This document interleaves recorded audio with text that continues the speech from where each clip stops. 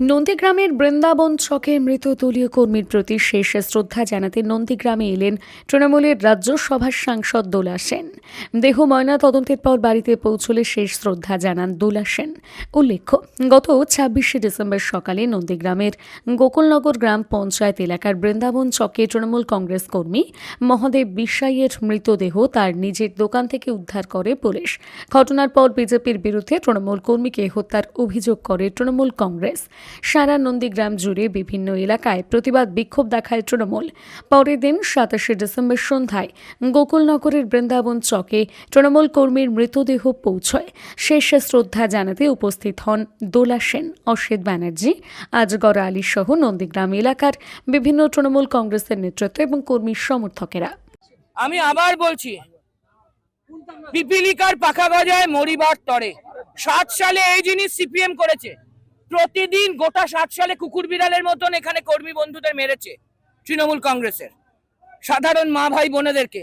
তার জবাব রাজনৈতিকভাবে ১১ পেয়েছে। তো এই সুশান্ত ঘোষ, দীপক সরকার, লক্ষণ শেঠরা সেই রাস্তায় বিরোধী দলনেতারা হাঁটছে, মোদীবাবুর চেলারা হাঁটছে একই রাস্তায়। ভাবছে প্রত্যেক দিন ১৭ দিন, ১৫ দিন, ১২ দিন, ১৩ দিন মেরে ভয় দেখাতে পারবে না। অত্যন্ত নিন্দাজনক ঘটনা। আর বিরোধী দলনেতা যদি লোডশেডিং এ অন্ধকারে চোরা পথে না জিতে থাকে, তাহলে তো তার বাপের বেটা হওয়া উচিত। তার এলাকায় রোজ কেন লোক মারা যাচ্ছে, সে তার পাশে নেই কেন? তাদের পরিবারের পাশে নেই কেন? ওই বিষ্ণুপদ মণ্ডলেরও বাড়ির পাশে আসেনি, থানা থেকে চলে গেছে। এখানেও মহাদেব বিষয়, আমি কলকাতা থেকে চলে এলাম, আমাদের সবাই এখানে আছেন, ওরা আসতে পারেনি কেন? ও নাকি এখানে জিতেছে তো দম কই? মায়ের সঙ্গে, বোনের সঙ্গে, 2 ছেলে 3 ছেলের সঙ্গে, ভাইয়ের সঙ্গে দেখা করুক এসে।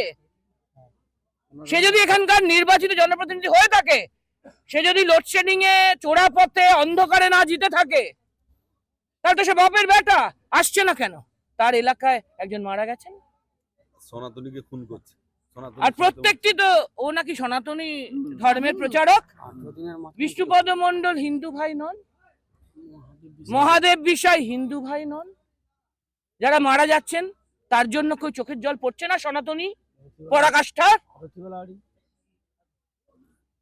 বিরোধী দলনেতাকে আর তার চতুর্দশ পুরুষ যারা বসে আছেন, বিজেপির সবাইকে ধিক্কার জানাই।